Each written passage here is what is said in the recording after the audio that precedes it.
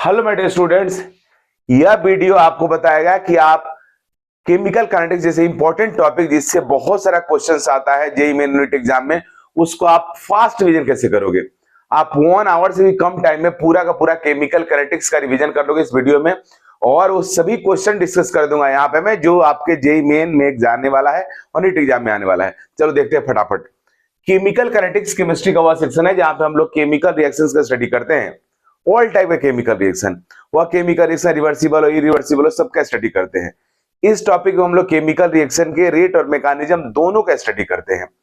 इस रिएक्शन में हम लोग इस टॉपिक को हम लोग सिंपल और एलिमेंट्री एंड कॉम्प्लेक्स रिएक्शन, दोनों तरह के रिएक्शन का हम लोग यहाँ पे स्टडी करते हैं, रेट और मैकेनिज्म का। तो फटाफट देखते हैं। सबसे पहले एक चीज मैं क्लियर कर देना चाहता हूं, हमारे रिएक्शन को हम लोग दो टाइप में डिवाइड करके पढ़ते हैं। यहाँ पे एक को बोलते हैं सिंपल और एलिमेंट्री रिएक्शन, सिंपल और एलिमेंट्री रिएक्शन, एलिमेंट्री रिएक्शन। और दूसरा हमारा होता है वो होता है कॉम्प्लेक्स रिएक्शन। इन दोनों में क्या फर्क है? कहा जाता है सिंपल और एलिमेंट्री रिएक्शन वह रिएक्शन होता है जो ओनली वन स्टेप में हो। कोई रिएक्शन एक ही स्टेप में अगर हो जाए तो सिंपल और एलिमेंट्री है, और कोई chemical reaction more than one step से हो, जैसे हमारा ए से बी हुआ, सी से डी, फिर हमारा ई से एफ, तीन अलग अलग ये एलिमेंट्री रिएक्शन है। इन तीनों को ऐड करने के बाद अगर रिएक्शन जो आ रहा है A plus C plus E arrow sign B plus D plus F, तो इस रिएक्शन को बोलते हैं कि कॉम्प्लेक्स रिएक्शन है। जो मोर देन वन स्टेप्स में हो उसको बोलते हैं कॉम्प्लेक्स। ये सिंपल और कॉम्प्लेक्स का बहुत इंपॉर्टेंस है केमिकल काइनेटिक्स में, इसलिए मैं इसके बारे में आपको बता दिया। ये सिंपल और एलिमेंट्री रिएक्शन और कॉम्प्लेक्स रिएक्शन का जो फर्क है उसका आपको यूज क्या होने वाला है? यूज ये होने वाला है कि आप सब पढ़े हो rate law, means law of mass action, law of mass action, mass action जो हमें यह बताता है किसी केमिकल रिएक्शन का रेट रिएक्टेंट के कंसंट्रेशन से कैसे रिलेटेड रहता है, वहीं पे यह इफेक्ट होगा। Means law of mass action जो हम लोग पढ़े हैं, जो पहले के आप इक्विलिब्रियम में आप पढ़े हो, जिसका यहां पे भी यूज होने वाला है। Law of mass action simple और एलिमेंट्री रिएक्शन में एप्लीकेबल होता है, और कॉम्प्लेक्स रिएक्शन में law of mass action applicable नहीं होता है, जिसका मैं तुरंत आगे बताने वाला हूं क्या इसका इफेक्ट होने वाला है। लॉ ऑफ मास एक्शन जो मैं अभी डिस्कस कर रहा हूं, इसको पढ़ने से पहले मैं आपको बता दूं rate of a chemical reaction क्या होता है। केमिकल काइनेटिक्स चैप्टर में रेट से बहुत क्वेश्चन आता है, मींस लगभग ईयर में रेट से क्वेश्चन आता है। अब रेट होता क्या है? रेट का meaning rate of formation of product और rate of disappearance of reactant. जब रिएक्शन होगा तो रिएक्टेंट का कंसंट्रेशन टाइम के साथ डिक्रीज होगा, प्रोडक्ट का इंक्रीज होगा। तो आप किसी केमिकल रिएक्शन रेट को रिएक्टेंट के कंसंट्रेशन के चेंज के टर्म्स में भी रिप्रेजेंट कर सकते हो, और प्रोडक्ट के कंसंट्रेशन के चेंज के टर्म्स में भी रिप्रेजेंट कर सकते हो। लेकिन चूंकि रिएक्टेंट का कंसंट्रेशन टाइम के साथ डिक्रीज होता है, इसलिए चेंज इन कंसंट्रेशन उसका नेगेटिव हो जाएगा, लेकिन रेट का भी नेगेटिव नहीं हो सकता है। इसलिए उसको पॉजिटिव बनाने के लिए हम लोग रिएक्टेंट के कंसंट्रेशन के चेंज के टर्म्स में जो रेट निकालते हैं तो यहाँ माइनस दे देते हैं, प्रोडक्ट के चेंज के कंसंट्रेशन निकालते हैं तो डायरेक्ट एज ही, मतलब इस ऐसे ही लिख देते हैं हम लोग, change in concentration of product by time interval. अब ये तो रिएक्शन हमारा रेट का हो गया, लेकिन अगर कोई इस तरह का केमिकल रिएक्शन है जहां पे मोर देन वन रिएक्टेंट है, जैसे हमारा रिएक्शन है, यहां पे आप देख रहे हो कि रिएक्शन के रेट को हम लोग ये रिएक्टेंट ए के टर्म्स में रिप्रेजेंट कर सकते हैं, बी में, सी में भी, सी तो प्रोडक्ट है इसके टर्म्स में रिप्रेजेंट करेंगे ही। तो यहां हम लोग करते क्या है रेट, तो यहां पे हमारे यहाँ पे रेट जो हमारा होता है तो इसका minus change in concentration of A by delta T, change in concentration of B by delta T, और change in concentration of C by delta T. लेकिन जब कोफिशिएंट यहाँ पे वन के अलावा कुछ और होता है, जैसे जनरल फॉर्म, जनरल अगर इस तरह से A plus B B C C plus D T अगर इस तरह का है, तो अगर आपको रेट लिखना है तो जितना भी कोफिशिएंट है उस कोफिशिएंट सबको डिवाइड करते हैं। इस बात को दिमाग में रखना, वरना कई बार मिस्टेक हो जाता है और बहुत सिंपल क्वेश्चन सब रॉन्ग हो जाता है। ये होगा minus 1/a change in concentration of a by delta t, minus 1/b change in concentration of b by delta T, 1/c change in concentration of c by delta T, और 1/d change in concentration of d by delta T. यह हमारा हुआ rate का, means इस तरह से हम rate निकाल सकते हैं। अब यहाँ पे एक और पॉइंट है होता है रेट एवरेज और रेट इंस्टेंटेनियस। तो जिस तरह से फिजिक्स में हमारा होता है average velocity and instantaneous velocity, similar यहां भी है।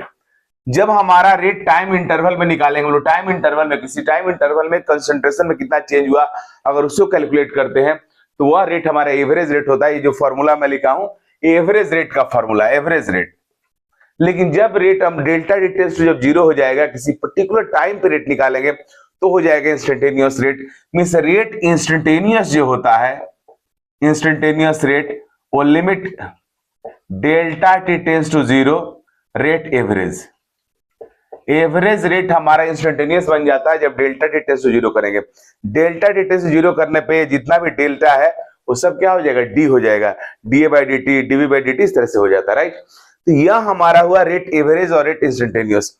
अब मैं आपको यहां पे बताने जा रहा हूं कि ये जो हम लोग लिखते हैं इसमें आपसे एग्जाम में पूछता है, बोलेगा ये सेम रिएक्शन दे देगा, बोलेगा कि rate of appearance of product C क्या होगा, rate of appearance of product D क्या होगा, rate of disappearance of reactant A क्या होगा, rate of disappearance of reactant B क्या होगा।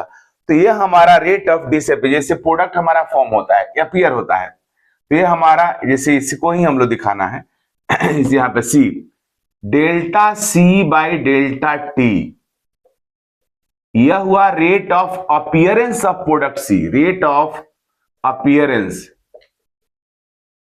Of product C. उस तरह से delta D by delta T जो हमारा होगा ये होगा rate of appearance of product D, और माइनस डेल्ट में, क्यों रिएक्टेंट का कंसंट्रेशन टाइम का डिक्रीज होता है तो रिएक्टेंट का डिसअपीयर होता है, तो रिएक्टेंट कैसे बोलते हैं, rate of disappearance of reactant, या rate of inversion of reactant, या rate of conversion of reactant.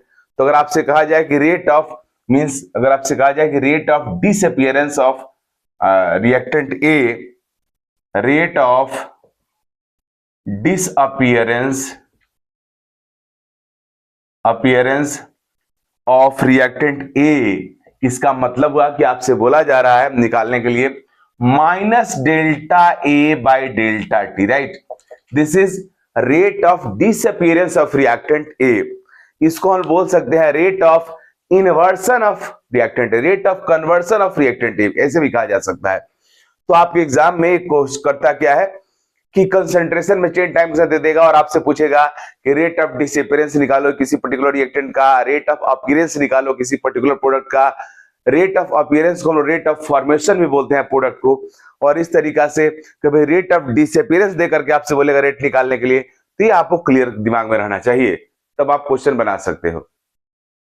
जैसे यह मैं क्वेश्चन लिया हो, ये बहुत ही पॉपुलर रिएक्शन है जो एग्जाम्स में आते रहता है, अमोनिया का formation.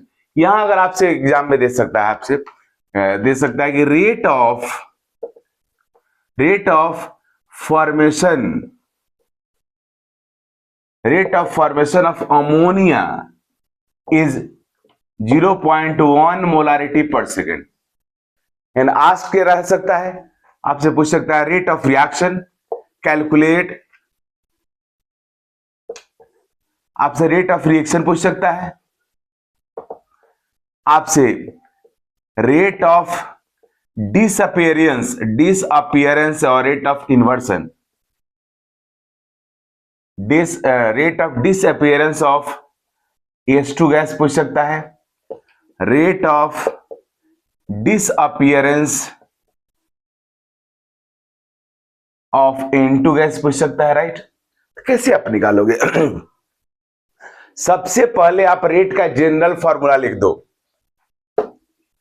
We know that rate is equal to, general formula का मीनिंग हुआ कि रेट को आप सभी रिएक्टेंट और प्रोडक्ट के टर्म्स में लिख दो, जितना भी आपके क्वेश्चन में रिएक्टेंट प्रोडक्ट है। मींस आप रेट लिख सकते हो rate minus delta N2 by delta t minus 1/3 delta H2 by delta t is equal to 1/2 delta NH3 by delta t, right. हो गया। अब आप देखो what is given and what is asked. तो यहाँ पे गिवन क्या है, rate of formation of ammonia. अभी मैं बताया हूं delta NH3 by delta t हुआ rate of formation of ammonia, means change in concentration of particular product is called rate of formation of that product. यहाँ 1/2 नहीं, ये तो रेट को रिप्रेजेंट करता है।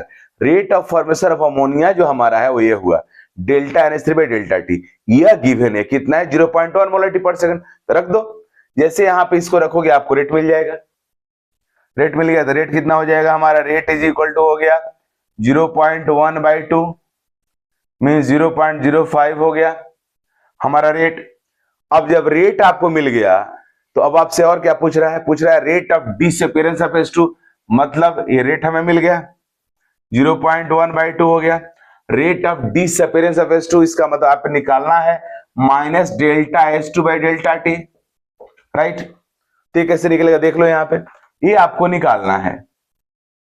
तो इसको क्या करोगे, 3 को इधर रेट की तरफ कर दो, इक्वल हो जाएगा 3 इंटू रेट, मतलब 0.3/2 हो जाएगा हमारा rate of disappearance of H2।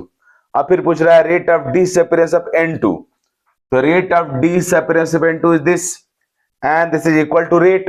तो रेट का जो वैल्यू है वो इतना ही हो जाएगा 0.1/2, राइट।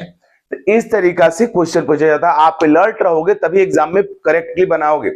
कई बार आपको पता रहता है फिर भी आप फटाफट करने में गलत कर देते हो, लेकिन अगर ये सब चीजें दिमाग में क्लियर क्रिस्टल है कि rate of disappearance, rate of appearance, rate of formation, rate of conversion का मतलब क्या होता है, तो आप मिस्टेक नहीं करोगे।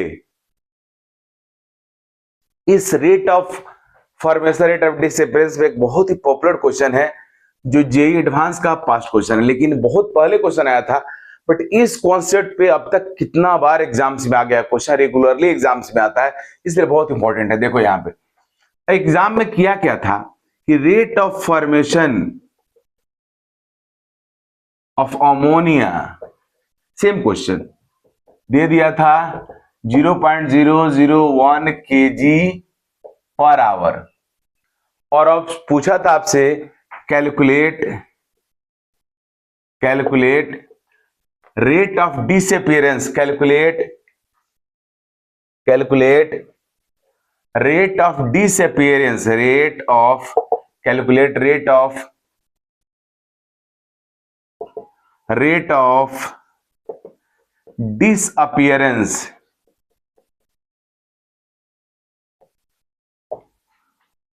Rate of disappearance of H2 क्या होगा। और वो भी लिया था, मैं यहां पे डैश डैश करके लिख दिया था in KG per hour, means KG per hour में ही आपको निकालना है rate of disappearance of H2। अब केजी पर आवर में रेट ऑफ फॉर्मेशन अमोनिया दिया हुआ है, केजी पर आवर में पूछ रहा है। स्टूडेंट्स कॉमनली करता क्या है, rate is equal to minus delta N2 by delta t is equal to minus 1/3 delta H2 by delta T और 1/2 delta NH3 by delta T. हो गया।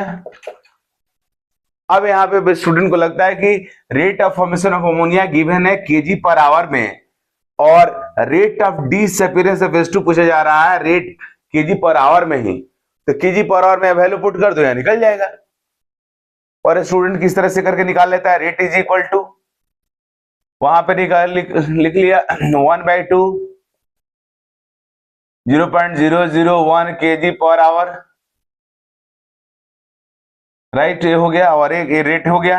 अब फिर यहां से निकाल लेता है यह रेट ऑफ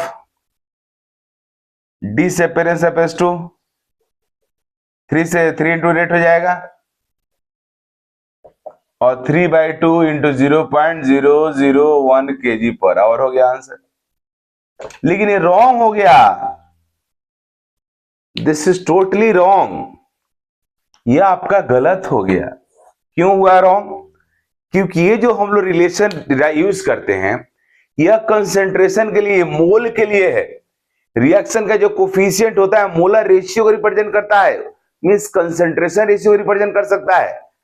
यह मास को रिप्रेजेंट नहीं कर सकता है, कोफिशिएंट मास को रिप्रेजेंट नहीं करता है, इसीलिए ये रॉन्ग हो गया।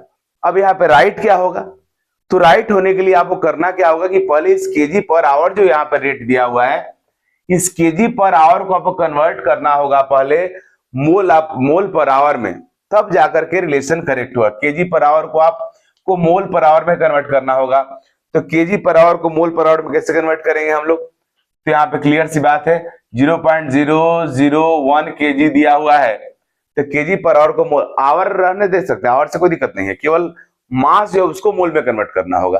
तो केजी है, इसका मतलब हुआ कि पहले हम लोग मोल पर आवर करेंगे, तो इसके लिए अमोनिया का मोलेकुलर मास से डिवाइड करेंगे, लेकिन मोलेकुलर मास तो ग्राम में होता है, इसलिए केजी को ग्राम में कन्वर्ट करना होगा, तो 10 का पावर 3 ग्राम हो जाएगा।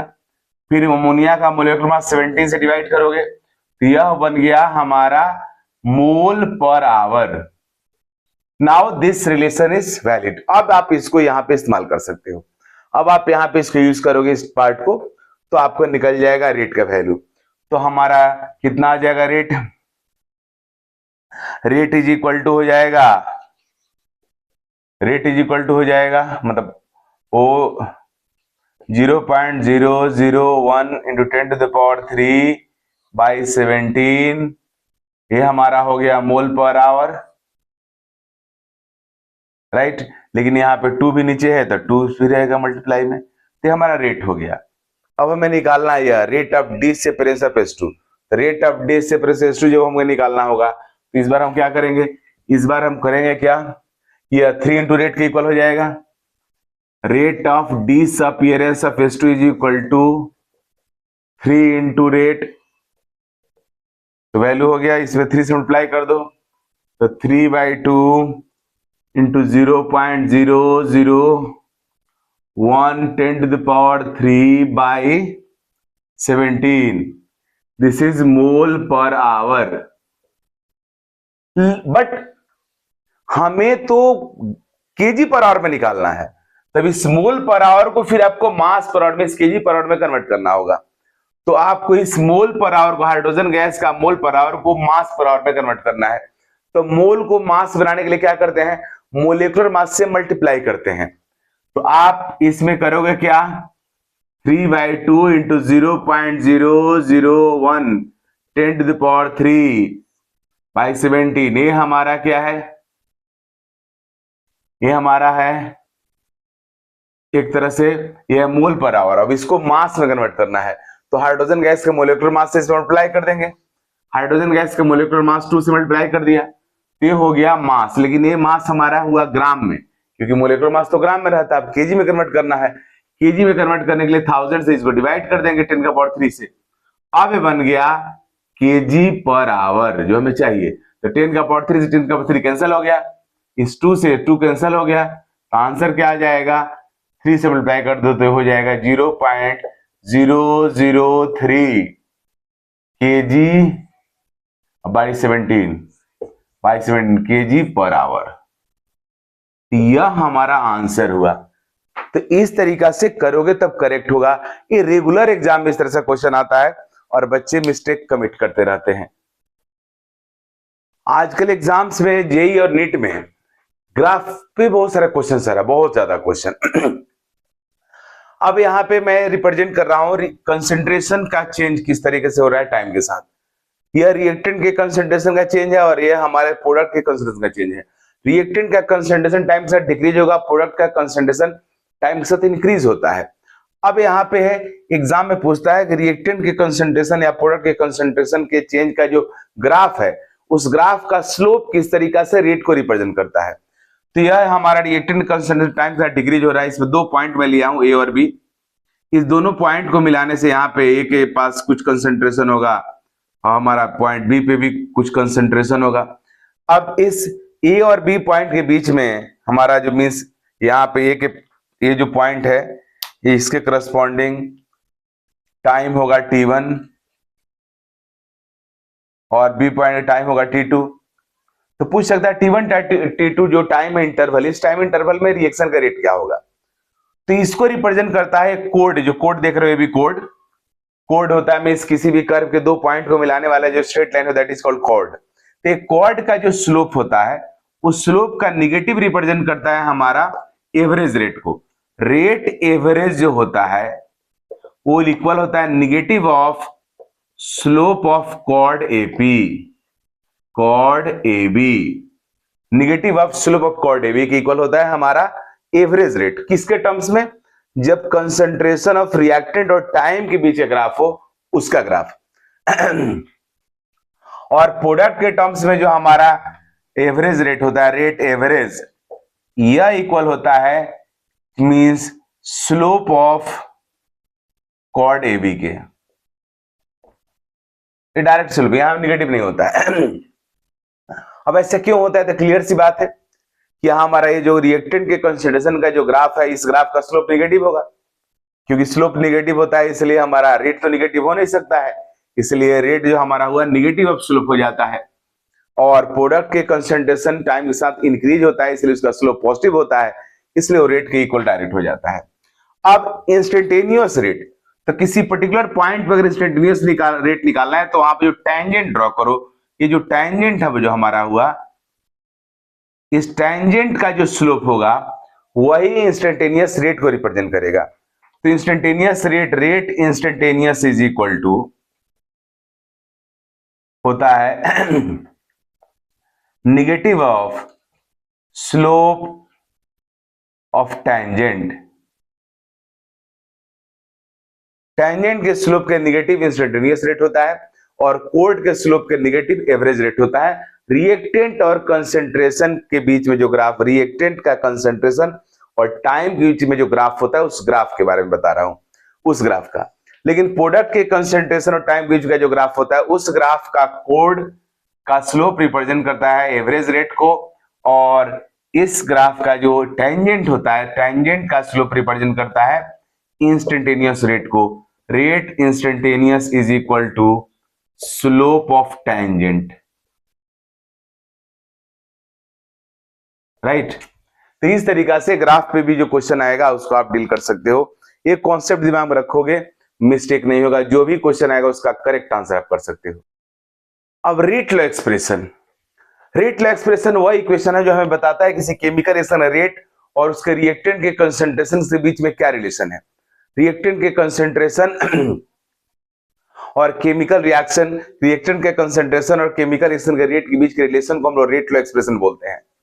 अब रेट लॉ एक्सप्रेशन कैसे राइट होगा? तो रेट लॉ एक्सप्रेशन लिखने के लिए हमारे पास होता है law of mass action, law of mass action, law of mass action. Law of mass action directly बताता है किसी केमिकल रिएक्शन का रेट का एक्सप्रेशन जब हम राइट करते हैं तो रिएक्टेंट का जो कंसंट्रेशन होता है उसके ऊपर जो एक्सपोनेंट मींस जो पावर होता है वो रिएक्टेंट के या कोफिशिएंट के इक्वल होता है। लेकिन यहां पे आप देख रहे हो कि जो मैं रेट लॉ एक्सप्रेशन लिखा हूं, यहां पे रिएक्टेंट हमारा ए है, रिएक्टेंट कंसंट्रेशन का जो पावर m है वो m है, जबकि कोफिशिएंट a है। यहाँ पे रिएक्टेंट B के कंसंट्रेशन का पावर n है, जिसका जबकि कोफिशिएंट इसका B है। तो यहाँ पे आप देख रहे हो कि मैं rate law expression means reaction का जो रेट लॉ एक्सप्रेशन है, इसमें रिएक्टेंट के कंसंट्रेशन का जो पावर लिखा हूं वो हमारे रिएक्टेंट के कोफिशिएंट से अलग है। ऐसा क्यों? तो ऐसा इसलिए है कि यहाँ पे m और n हमारा जो है वो a और b के इक्वल हो सकता है और नहीं भी हो सकता है। मींस रेट के एक्सप्रेशन में कंसंट्रेशन, रिएक्टेंट के कंसंट्रेशन का पावर उसके कोफिशिएंट के इक्वल तब होता है जब रिएक्शन एलिमेंट्री रहता है और सिंपल रहता है। माइंड इट, ये बहुत इंपॉर्टेंट पॉइंट है। अगर रिएक्शन के बारे में लिख दिया, आजकल जेईई मेन में और नीट में जो क्वेश्चंस आ रहा है उसमें लिखा रहता है जनरली कि reaction elementary, treat reaction is simple, और जैसे ही बोला रिएक्शन सिंपल और एलिमेंट्री, वैसे ही कंफर्म हो गया कि जो कोफिशिएंट है वही पावर के तौर पे लिख देना, काम खत्म। लेकिन जब रिएक्शन हमारा कॉम्प्लेक्स होगा तो उस केस में रिएक्टेंट का कोफिशिएंट उसका एक्सपोनेंट मींस पावर नहीं होगा, वह उससे डिफरेंट हो जाएगा। तो उस केस में कैसे निकलेगा वो तो बात की बात आगे बताऊंगा, लेकिन अभी तक क्लियर हो गया कि सिंपल एलिमेंट्री केस में ही हमारा m a के इक्वल होगा और n b के इक्वल होगा। अब इस रिएक्शन में जो रिएक्शन का रेट है यह बता रहा है कि रिएक्टेंट के कंसंट्रेशन पे कैसे हमारा रिएक्शन रेट डिपेंड करता है। यहाँ पे जो k है इसको रेट कांस्टेंट बोलते हैं, क्योंकि यह किसी पर्टिकुलर केमिकल रिएक्शन का कांस्टेंट होता है।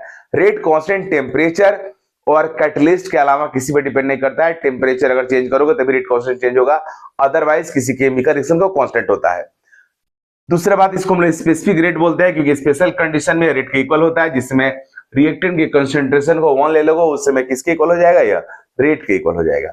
तीसरा, इसको वेलोसिटी कांस्टेंट भी बोलते हैं, क्योंकि किसी केमिकल रिएक्शन के रेट को वेलोसिटी ऑफ रिएक्शन भी कहा जा सकता है, इसलिए इसके रेट कांस्टेंट को हम लोग वेलोसिटी कांस्टेंट भी बोल सकते हैं। अब यहां पे तो क्लियर हो गया कि किसी केमिकल रिएक्शन के रेट लॉ एक्सप्रेशन को आप खुद से राइट नहीं कर सकते हो, क्योंकि आपको पता ही नहीं है कि इसका पावर हम क्या रखें। इसलिए रेट लॉ एक्सप्रेशन एक एक्सपेरिमेंटल फैक्ट है, आपके एग्जाम में रेगुलर आता है, याद रखना। रेट लॉ एक्सप्रेशन एक एक्सपेरिमेंटल फैक्ट है, एक्सपेरिमेंट से ही आप लिख सकते हो। आप खुद से सिंपल इंस्पेक्शन से अपने रिएक्शन लिख सकते हो। Means you can't write rate law expression of a chemical reaction by there simple inspection. Reaction को सिंपली इंस्पेक्ट करके राइट नहीं कर सकते हो। हाँ, रेट लॉ एक्सप्रेशन लिखने के लिए अगर आपको रिएक्शन का मैकेनिज्म गिवन है तो आप लिख सकते हो, जैसे भी तुरंत मैं आगे बताऊंगा। और इस साल क्वेश्चन आया भी था जेईई में, और पिछले साल भी आया था, नीट में भी आया था, इस पर रेगुलरली क्वेश्चन आता है। तो सिंपल इंस्पेक्शन से आप इसको राइट नहीं कर सकते हो। हाँ, लेकिन अगर किसी केमिकल रिएक्शन का रेट लॉ एक्सप्रेशन गिवन है तो आप उस केमिकल रिएक्शन के ऑर्डर को बता सकते हो। ऑर्डर ऑफ रिएक्शन यह इक्वल होता है m प्लस n के। मींस रेट लॉ एक्सप्रेशन में रिएक्टेंट के कंसंट्रेशन के पावर के सम को हम लोग ऑर्डर बोलते हैं। तो इस रिएक्शन का ऑर्डर m प्लस n हुआ। अब ऑर्डर का यहाँ पे ऑर्डर में जो m है, m को बोलते हैं order of reaction with respect to reactant A, और n को बोलते हैं order of reaction with respect to reactant B, right. किसी केमिकल रिएक्शन का ऑर्डर पॉजिटिव हो सकता है, पॉजिटिव इंटीजर हो सकता है। किसी केमिकल रिएक्शन का ऑर्डर फ्रैक्शनल हो सकता है।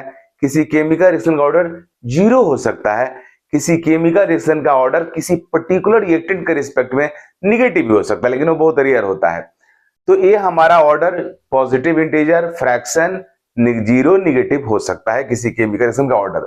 अब ऑर्डर का मतलब क्या होता है? ऑर्डर का सिंपल मतलब होता है कि जैसे मान लो रिएक्शन का ऑर्डर हमारा 1 है, रिएक्शन का ऑर्डर अगर 1 हो गया, इसका मीनिंग यह हुआ कि रिएक्शन का जो रेट है वो रिएक्टेंट, जैसे मान यहाँ पे है कंसंट्रेशन ऑफ रिएक्टेंट का पावर 1, इसका मीनिंग हुआ कि रिएक्शन का रेट रिएक्टेंट के कंसंट्रेशन के डायरेक्टली प्रोपोर्शनल है।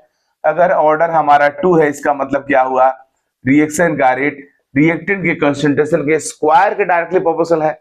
अगर ऑर्डर 3 है, इसका मतलब हुआ कि रिएक्शन का रेट रिएक्टेंट के कंसंट्रेशन के पावर के 3 के डायरेक्टली प्रोपोर्शनल है। Means higher order, means more than 3 order वाला reaction rare of the rare होता है। 3 ऑर्डर वाला ही मैक्सिमम रिएक्शन होता है। ऐसा क्यों होता है तुरंत मैं बताने वाला हूं, जब मोलेकुलरिटी बताऊंगा उसके साथ ही बताऊंगा। तो ऑर्डर भी हमारा हायर ऑर्डर का रिएक्शन बहुत कम होता है, लेकिन हो सकता है। अब अगर हमारा ऑर्डर फ्रैक्शनल, इसका मतलब क्या हुआ? Rate is equal to rate constant concentration of reactant का पावर हाफ। इसका मीनिंग क्या हुआ कि कंसंट्रेशन इंक्रीज करोगे तो रेट इंक्रीज होगा, लेकिन डायरेक्टली प्रोपोर्शनल वाली बात नहीं है। मींस यहाँ पे कंसंट्रेशन का पावर हाफ हो गया, इसलिए इस तरह से कंसंट्रेशन का पावर अगर 3/2 हो गया, इसका मतलब यह हुआ कि जो हमारा रिएक्शन का जो रेट है वो कंसंट्रेशन को इंक्रीज करने से इंक्रीज होगा, बट डायरेक्टली प्रोपोर्शनल वाला रिलेशन नहीं है। तो इस तरह से पॉजिटिव या फ्रैक्शन दोनों ही कंडीशन में हमारा अगर ऑर्डर पॉजिटिव या फ्रैक्शन है तो हमारे रिएक्शन का रेट रिएक्टेंट के कंसंट्रेशन को इंक्रीज करने के साथ इंक्रीज होता है। लेकिन ऑर्डर 0 का मतलब क्या हुआ? ऑर्डर 0 का मतलब हुआ कि रिएक्टेंट के कंसंट्रेशन का पावर 0 हो जाएगा। Rate is equal to rate constant into concentration of reactant का पावर 0 हो जाएगा। रिएक्टेंट कंसंट्रेशन ऑफ रिएक्टेंट का पावर 0 करोगे तो इसका वैल्यू 1 हो जाएगा। Means rate is equal to क्या हो जाएगा हमारा? रेट इज इक्वल टू हो जाएगा रेट कांस्टेंट। 0 ऑर्डर रिएक्शन में रिएक्शन का रेट कांस्टेंट के इक्वल हो जाता है, और रेट कांस्टेंट किसी पर्टिकुलर केमिकल रिएक्शन का कांस्टेंट होता है, वो टेम्परेचर के अलावा किसी फैक्टर पे डिपेंड नहीं करता है। हाँ, कटलिस्ट आप इंप्लीमेंट करोगे तो रेट कांस्टेंट की वैल्यू को अफेक्ट करता है, लेकिन नॉर्मली टेम्परेचर के अलावा कोई नहीं करता है। मींस प्रेशर, वॉल्यूम, कंसंट्रेशन के चेंज करने से किसी केमिकल रिएक्शन का रेट कांस्टेंट चेंज नहीं होता है। तो अब रेट कांस्टेंट इक्वल हो गया रेट, इसका मतलब 0 ऑर्डर रिएक्शन का रेट टाइम के साथ बदलता ही नहीं है, मींस हमेशा वो कांस्टेंट रहता है। अब इस तरह कैसे कंडीशन पॉसिबल है कि दुनिया के किसी भी कोई भी केमिकल रिएक्शन करवाओगे तो रिएक्टेंट जब प्रोडक्ट में कन्वर्ट होगा तो रिएक्टेंट का कंसंट्रेशन धीरे धीरे घटेगा, तो पक्का रेट ऑफ फॉर्मेशन भी कम होगा।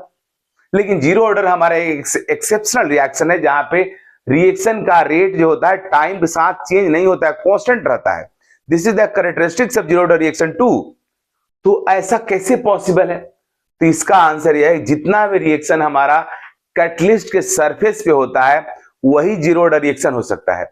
सॉलिड कैटलिस्ट के सरफेस पे जो रिएक्शन होता है उसमें होता क्या है कि सॉलिड कैटलिस्ट सॉलिड जो हमारा कैटलिस्ट रहता है वो अपने सरफेस पे सॉलिड कैटलिस्ट के पास एक्टिव साइट्स होता है, अपने सरफेस पे रिएक्टेंट मॉलिक्यूल्स को अट्रैक्ट करता है और फिर वही रिएक्टेंट मॉलिक्यूल प्रोडक्ट के फॉर्मेशन के लिए रिस्पॉन्सिबल होता है। जैसे हमारा HI है, HI का डिकम्पोजिशन, HI डिकम्पोज होकर के H2 गैस और I2 गैस में कन्वर्ट होता है। अगर ऐसे HI का डिकम्पोजिशन कराते हो नॉर्मली तो यह सेकेंड ऑर्डर रिएक्शन है, लेकिन जब इसी HI का डिकम्पोजिशन गोल्ड के सरफेस पे होता है, गोल्ड के सरफेस पे, तो यह जीरो ऑर्डर रिएक्शन हो जाता है। ऐसा कैसे होता है? तो उसके पीछे रीजन यह है कि हमारा जो गोल्ड है अपने सरफेस पे इसके पास एक्टिव साइट्स है, काउंटेड रहता है, अपने सरफेस पे HI मॉलिक्यूल को अट्रैक्ट कर दिया। मान लो इस गोल्ड के जो हमारा कैटलिस्ट है, गोल्ड कैटलिस्ट, इसके सरफेस पे 100 एक्टिव साइट्स है। इसका मीनिंग हुआ कि 100 HI मॉलिक्यूल को अपने ऊपर अट्रैक्ट रखेगा यह। अब उस 100 में से मान लो 10 मॉलिक्यूल डिकम्पोज हो गया, तो 10 मॉलिक्यूल जब डिकम्पोज होगा तो फिर 10 जो जगह खाली होगा वहां पे 10 HI को फिर एब्जॉर्ब कर लेगा। तो वेसल में जो HI रखा हुआ है वह इस रिएक्शन के लिए रिस्पॉन्सिबल नहीं है। जो HI मॉलिक्यूल हमारे गोल्ड के सरफेस पे अट्रैक्टेड है वही HI मॉलिक्यूल इस रिएक्शन के रेट के लिए रिस्पॉन्सिबल है, राइट। तो इसके हमारे गोल्ड के सरफेस पे तो 100 HI मॉलिक्यूल ऑलवेज अट्रैक्टेड रहेगा। 100 में से 10 डिकम्पोज हुआ तो फिर 10 को ऑब्जर्व करके अपना सरफेस पर रख लिया। तो इस तरीका से गोल्ड के सरफेस पे कैटलिस्ट, सॉलिड कैटलिस्ट के सरफेस पे रिएक्टेंट मॉलिक्यूल्स, एडसॉर्ब्ड रिएक्टेंट मॉलिक्यूल्स का नंबर कांस्टेंट रहता है, जिसकी वजह से टाइम के साथ रिएक्शन का रेट चेंज नहीं होता है। वेसल में आप कितना ही HI डाल दो उसका रेट पे कोई इफेक्ट नहीं होगा, क्योंकि वेसल में कितना HI है उससे मतलब नहीं है, कैटलिस्ट के सरफेस पे कितना HI मॉलिक्यूल है उसका मतलब है, और वो हमेशा कांस्टेंट रहता है। And that's why reaction of rate of such type of reaction becomes independent with concentration of reactant, और ऐसे ही रिएक्शन को बोलते हैं जीरो ऑर्डर रिएक्शन। तो जीरो ऑर्डर रिएक्शन हमेशा होता है सॉलिड कैटलिस्ट के सरफेस पे। अमोनिया को भी सॉलिड कैटलिस्ट के सरफेस पे डिकम्पोज कराओगे वो भी जीरो ऑर्डर रिएक्शन बन जाएगा, HI भी हो जाता है। लेकिन वही अगर सॉलिड कैटलिस्ट के सरफेस पे नहीं कराओगे तो उससे कुछ ना कुछ ऑर्डर हो जाएगा, राइट। तो this is the point of zero order reaction. अब निगेटिव ऑर्डर रिएक्शन का मतलब क्या होता है? निगेटिव ऑर्डर रिएक्शन में नॉर्मली नहीं होता है, वैसा ओवरऑल ऑर्डर निगेटिव नहीं हो सकता है, किसी पर्टिकुलर रिएक्टेंट के रिस्पेक्ट में हो सकता है। जैसे मान लो कोई केमिकल रिएक्शन अगर हमारा ऐसा है जो केमिकल रिएक्शन रिवर्सिबल है, तो उस केस में रिएक्टेंट में फॉरवर्ड बैकवर्ड रिएक्शन की वजह से ऐसा होता है इफेक्ट। मोलेकुलरिटी ऑफ रिएक्शन का मतलब क्या होता है? मोलेकुलरिटी का सिंपल डेफिनेशन होता है number of reactant molecules present in a chemical reaction, right. जैसे यहाँ पे 1 रिएक्टेंट मोलिक्यूल है तो 1 हो गया, यहाँ 2 है तो 2 हो गया। यहाँ और रिएक्टेंट मोलिक्यूल एक ही भी हो सकता है और मोर देन 1 टाइप का भी हो सकता है। यहाँ पे एक A और एक B है तो 2 हो गया, यहाँ ABC 3 है 3 हो गया, यहाँ पे 2A + B है तो 3 हो गया। मीन्स रिएक्टेंट मोलिक्यूल जितना प्रेजेंट रहता है हमारे रिएक्शन में वही मोलिकुलरिटी होता है। लेकिन यहाँ पे आप देख रहे हैं रिएक्टेंट मोलिक्यूल 4 है बट मोलिकुलरिटी 4 नहीं है। यहाँ पे रिएक्टेंट मोलिक्यूल 5 है बट मोलिकुलरिटी 5 नहीं होता है। यहाँ पे रिएक्टेंट मोलिक्यूल 6 है, मोलिकुलरिटी 6 नहीं होता है। मींस मोलिकुलरिटी के बारे में कहा जाता है कि reactant molecules present in a chemical reaction represents molecularity. फिर ये भी कहा जाता है कि मोलिकुलरिटी का जो वैल्यू है, मोलिकुलरिटी यह मोर देन 3 नहीं हो सकता है, मैक्सिमम मोलिकुलरिटी का वैल्यू 3 ही होगा। तो फिर तो अब डेफिनेशन को रिवाइज करने की जरूरत है। तो एक्चुअल डेफिनेशन होता है यह है मोलिकुलरिटी का, it is number of reactant molecules और reactant species which may be atom और आयंस और मोलिक्यूल्स। मींस मोलिकुलरिटी का डेफिनेशन होता है number of reacting species which simultaneously collide with each other to produce product. Means एक साथ जितना molecule एक साथ आपस में कोलिजन करता है प्रोडक्ट प्रोड्यूस करने के लिए, वही रिएक्टेंट स्पीसीज और मोलिक्यूल का नंबर मोलिकुलरिटी कहलाता है। तो प्रैक्टिकल बात यह है कि किसी भी केमिकल रिएक्शन में मैक्सिमम 3 मोलिक्यूल्स ही इफेक्टिवली कोलिजन कर सकता है। 3 से ज्यादा मोलिक्यूल अगर होगा तब भी वो मैक्सिमम 3 ही कर सकता है। इसलिए मोलेकुलरिटी का वैल्यू 3 से ज्यादा नहीं हो सकता है। तो अब मोलेकुलरिटी के बारे में कहा जाता है कि जब रिएक्शन हमारा सिंपल हो तो उसके पास मोलेकुल का नंबर 3 से या 3 से कम रहता है। इसलिए सिंपल रिएक्शन के केस में, सिंपल और एलिमेंट्री रिएक्शन के केस में जितना रिएक्टेंट मोलेकुल्स प्रेजेंट रहता है हमारे वेसल में वही मोलेकुलरिटी के इक्वल हो जाता है। लेकिन जब रिएक्शन हमारा कॉम्प्लेक्स होता है उस समय उसके पास मोलेकुल का नंबर मोर देन 3 हो जाता है और उस समय मोलेकुलरिटी का कोई मतलब नहीं हुआ। मींस इस रिएक्शन के मोलेकुलरिटी के बारे में आप कुछ नहीं बता सकते हो। इसलिए कहा जाता है कि molecularity has no meaning in the case of complex reaction. Complex reaction के केस में मोलेकुलरिटी का कोई मतलब नहीं है। तो पॉइंट है कॉम्प्लेक्स रिएक्शन का मोलेकुलरिटी कैसे निकलेगा? तो कॉम्प्लेक्स रिएक्शन वह होता है जो मोर देन 1 स्टेप्स में होता है और मोर देन 1 स्टेप्स में होने की वजह से जो स्टेप सबसे स्लो होता है वही स्टेप उस केमिकल रिएक्शन के रेट को रिप्रेजेंट करता है, जिसको हम लोग आरडीएस बोलते हैं, रेट डिटरमिनेट स्टेप बोलते हैं। तो उस आरडीएस में जितना रिएक्टेंट मोलेकुल्स प्रेजेंट होगा वही उस केमिकल रिएक्शन का मोलेकुलरिटी होगा और वही डिसाइड करेगा, वही डिसाइड करता है। रेट लॉ एक्सप्रेशन भी वही बताता भी है कि ऑर्डर भी क्या हुआ केमिकल रिएक्शन का। तो कॉम्प्लेक्स रिएक्शन का ऑर्डर और मोलेकुलरिटी दोनों किस पे डिपेंड करता है? आरडीएस पे डिपेंड करता है, जो मैं थोड़ी देर में दिखाने वाला हूं। जब तक क्लियर हो गया, मोलेकुलरिटी का जो वैल्यू होगा वो उस मोलेकुल्स का नंबर को रिप्रेजेंट करता है जो आपस में साइमल्टेनियसली कोलाइड करके प्रोडक्ट प्रोड्यूस करता है और more than 3 reactant molecules practically simultaneously collide नहीं हो सकता है, इसलिए मोलेकुलरिटी का मैक्सिमम वैल्यू 3 होता है। अब मोलेकुलरिटी के बारे में बहुत इंपॉर्टेंट पॉइंट है जो दिमाग में रखना है। ऑर्डर आपका जिस तरीका से एक्सपेरिमेंटल फैक्ट है, किसी केमिकल रिएक्शन का ऑर्डर को आप डायरेक्टली नहीं बता सकते हो। अगर आपको रेट लॉ एक्सप्रेशन पता है तब आप उसका ऑर्डर बता सकते हो और rate law expression experimental fact होता है तो ऑर्डर भी एक्सपेरिमेंटल फैक्ट हो जाता है। लेकिन मोलेकुलरिटी के बारे में ऐसा नहीं है। मोलेकुलरिटी एक थ्योरेटिकल फैक्ट है। You can directly calculate molecularity of simple elementary reaction by their inspection. उसको देखकर डायरेक्टली मोलेकुलरिटी आप बता सकते हो। अब मोलेकुलरिटी का वैल्यू ऑलवेज पॉजिटिव इंटीजर होगा, जीरो भी नहीं हो सकता। अगर किसी रिएक्शन का मोलेकुलरिटी जीरो हो गया इसका मतलब क्या हुआ?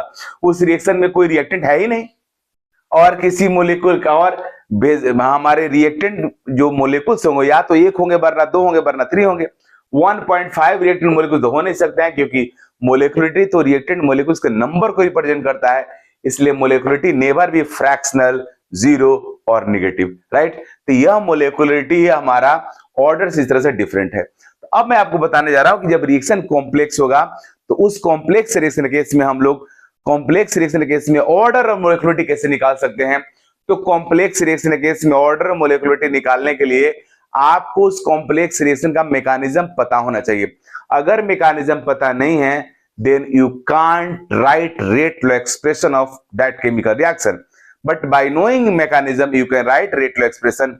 जब रेट लॉ एक्सप्रेशन आप लिख दोगे तो फिर उससे मोलेकुलरिटी पता चल जाएगा और ऑर्डर ही पता चल जाएगा। देखो जी, ये जो देख रहे हो क्वेश्चन, इस क्वेश्चन से मैं बताना चाहता हूं कि किसी कॉम्प्लेक्स रिएक्शन का रेट लॉ एक्सप्रेशन कैसे राइट करोगे। यह क्वेश्चन मैं कई सालों से स्टूडेंट्स को पढ़ा रहा हूं, लेकिन पिछले साल लास्ट ईयर जेईई एडवांस में क्वेश्चन आया। जेईई एडवांस 2024 में क्वेश्चन आया था। आपसे पूछ रहा था इस रिएक्शन का ऑर्डर क्या होगा। तो यहाँ पे रिएक्शन दिया हुआ है H2 gas plus 2NO gas N2 product N2 gas and water gas दिया हुआ, राइट। H2O वेपर है वो। अब इस रिएक्शन का मैकेनिज्म दिया हुआ कि यही मैकेनिज्म में रिएक्शन फॉलो कर रहा है। अगर किसी कॉम्प्लेक्स रिएक्शन का मैकेनिज्म गिवन हो तब हम लोग उसके रेट लॉ एक्सप्रेशन को राइट कर सकते हैं और फिर हम लोग उस रिएक्शन के ऑर्डर को भी निकाल सकते हैं और मोलेकुलरिटी भी बता सकते हैं। लेकिन अगर उसका मैकेनिज्म गिवन नहीं हो तो कुछ भी नहीं बता सकते हैं। चलो कैसे लिखते हैं। रूल यह होता है कि रिएक्शन कई स्टेप्स में हो रहा है, इसमें जो सबसे स्लो स्टेप होगा वही हमारा आरडीएस होगा, मींस वही होगा रेट डिटरमिन स्टेप, मींस उसी पे रिएक्शन रेट डिपेंड करेगा। मैकेनिज्म में दिया हुआ कि ये स्टेप सेकंड स्टेप स्लो है, इसलिए यही हमारा हुआ आरडीएस। अब रेट डिटरमिन स्टेप हुआ था रेट लॉ एक्सप्रेशन, इसके टर्म्स में लिखेंगे rate law expression is equal to rate constant, यहां पे K2 दिया हुआ कांस्टेंट K2 ले लिया। इसका रिएक्टेंट कौन है? हाँ एक और बात, मीन्स रेट लॉ एक्सप्रेशन लिखते वक्त जो हमारा आरडीएस होगा उसको एलिमेंट्री और सिंपल रिएक्शन जैसा ट्रीट करेंगे। मीन्स जो उसके रिएक्टेंट का कोफिशिएंट होगा वही कंसंट्रेशन का पावर हो जाएगा। तो N2O2 का कंसंट्रेशन, N2O2 के कंसंट्रेशन का पावर हो जाएगा 1, कोफिशिएंट 1 है, H2 का भी कोफिशिएंट 1 है, तो H2 का पावर हो गया 1। यह हमारा रेट लॉ एक्सप्रेशन हो गया। लेकिन आरडीएस के बेसिस पे रेट लॉ एक्सप्रेशन लिखने के बाद हम लोग देखते हैं कि हमारा ओरिजिनल रिएक्शन क्या है। तो हमारा जो ओरिजिनल रिएक्शन, जिस रिएक्शन का हमें रेट लॉ एक्सप्रेशन राइट करना है वो तो यह है। इस रिएक्शन में H2 गैस रिएक्टेंट है, इट्स ओके, बट इस रिएक्शन में NO गैस दूसरा रिएक्टेंट है, N2O2 रिएक्टेंट नहीं है। तो हमारे आरडीएस के बेसिस पे जो रेट लॉ एक्सप्रेशन आता है उसमें देखते हैं कि उसमें जो रिएक्टेंट प्रेजेंट है वो हमारे ओरिजिनल रिएक्शन का रिएक्टेंट है कि नहीं। अगर ओरिजिनल रिएक्शन का रिएक्टेंट नहीं है तो उसको रिप्लेस करेंगे। मींस हमें N2O2 को हटाना होगा और NO को लाना होगा। इसके लिए हम लोग करते क्या है कि हम लोग देखते हैं कि मैकेनिज्म के जो अदर स्टेप्स में है उसमें किसमें प्रेजेंट है। तो N2O2 हमारा फर्स्ट स्टेप में प्रेजेंट है और यह स्टेप रिवर्सिबल है। तो इस स्टेप को यूज करके हम लोग N2O2 के वैल्यू को NO के टर्म्स में निकालेंगे। तो फ्रॉम इक्वेशन फर्स्ट को यूज करेंगे, यह रिवर्सिबल है। तो यहां पे हम लिख सकते हैं इक्विलिब्रियम कांस्टेंट जो हमारा होगा वो फॉरवर्ड और बैकवर्ड डायरेक्शन के इक्विलिब्रियम मींस रेट कांस्टेंट के इक्वल होता है। Means K is equal to हो जाएगा हमारा K1 by K1 dash minus K1 is equal to यह concentration of product N2O2 by concentration of reactant NO का पावर 2, जो कोफिशिएंट होता है पावर हो जाता है। अब ये हमारा आ गया means K1 by K1 minus मैं K मान लिया हूं। अब यहां से हम लोग करेंगे क्या, N2O2 को फिर निकालेंगे। Concentration of N2O2 is equal to हो जाएगा K इंटू NO का पावर 2, राइट। तो निकल गया। अब इसको पुट करेंगे इक्वेशन ए में। From equation a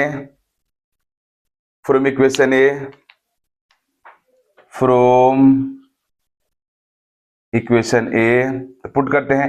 rate is equal to हो जाएगा, इसके जगह पे इसको रख देते हैं यहां पे, तो K2, इसको K1 डैश मान लेते हैं, K नहीं K डैश, या KC इक्विलिब्रियम कांस्टेंट है KC लिख देते हैं। यहां भी KC हो जाएगा KC।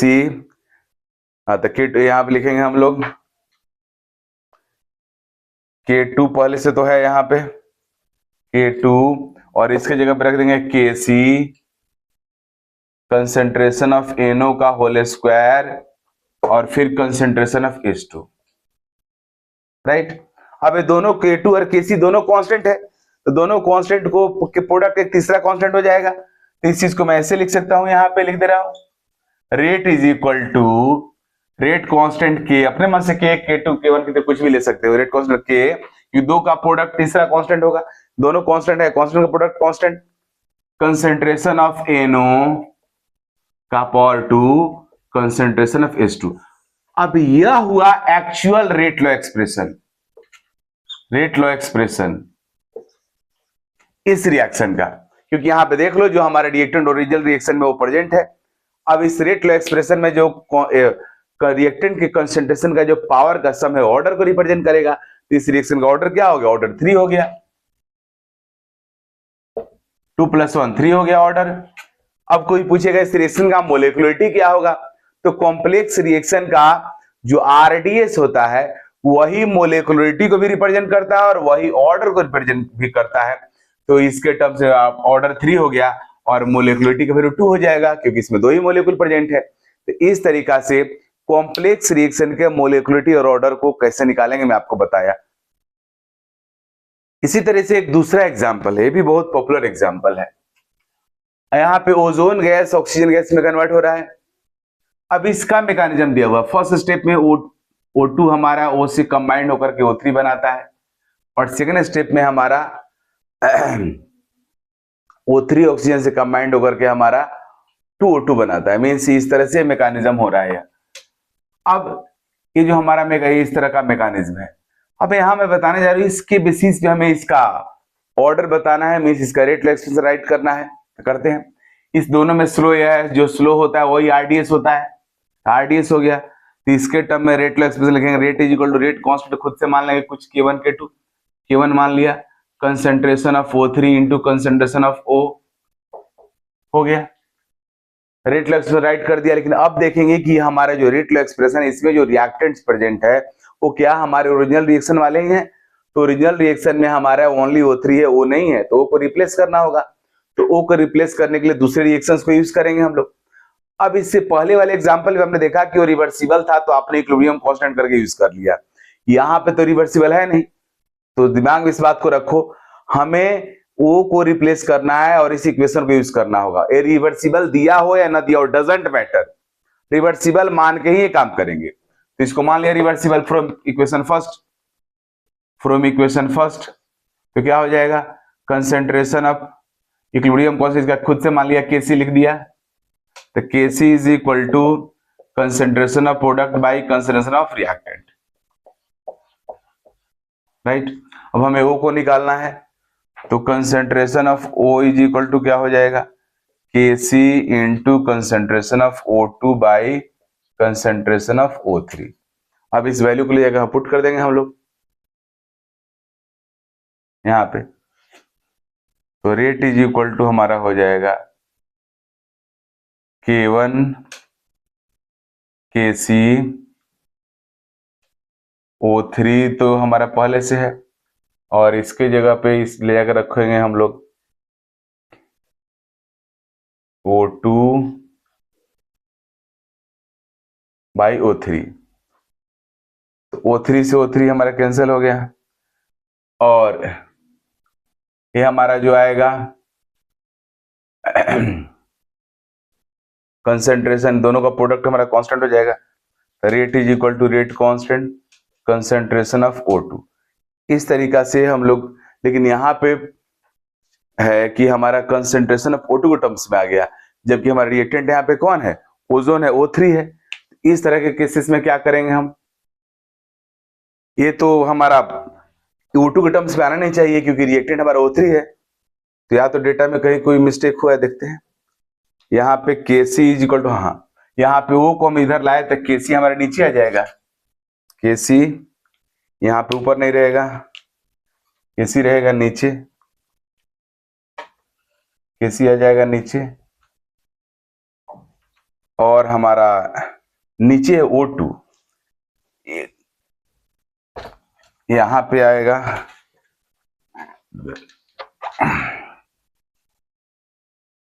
हमें वो निकालना है, तो concentration of O is equal to हो जाएगा concentration of O3 by concentration of Kc into concentration of O2।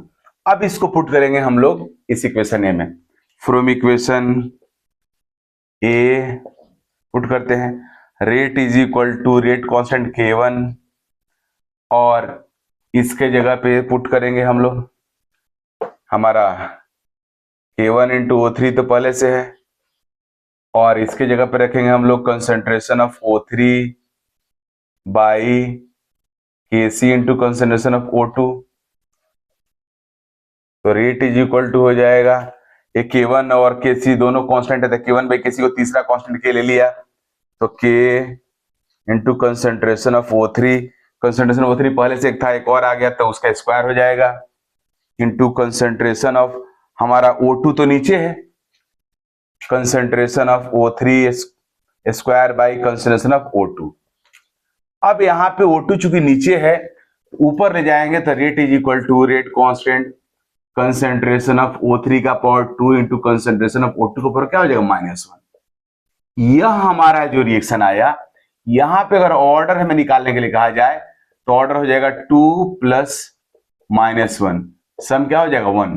Means इस रिएक्शन में ऑर्डर O3 के रिस्पेक्ट में 2 है, O2 के रिस्पेक्ट में -1 है। यही एक एग्जांपल है जहां पे मैं निगेटिव ऑर्डर आपको बताया।